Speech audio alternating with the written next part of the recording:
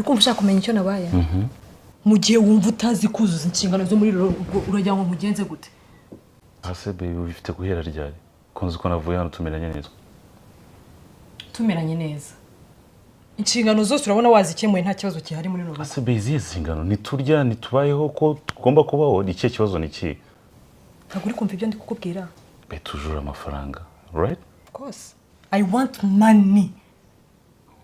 ndashaka amafaranga byumvikane neza mu gihe utarayama ntugire ikindi umbaza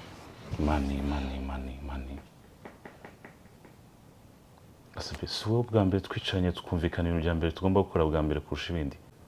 ntabwo wakogombye kuba waranshatse utaruzuza inshingano zawe kubaka sitaki kubyumva mu matwi yanjye ntabwo ibyo bindeba mba ngomba ariko ni priority twasetinze bitakabaye natuvangira tugomba kubanza kubaka urabizi turimo turubaka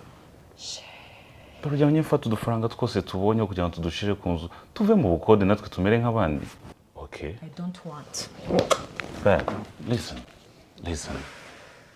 listen ushaka amafaranga y'iki yo gusohoka just gusohoka n'inshuti zanjye of course mba ngomba riga kumena neza ntabwo wanshatse kugira ngo ukomeze uneshe umutwe abeg priority ya mbere dufite no kubaka nawe urabyumva wishimiye yuko landlord ahora dukomangira buri munsi hano se ubu si inshuti zanjye zizagira ngo iki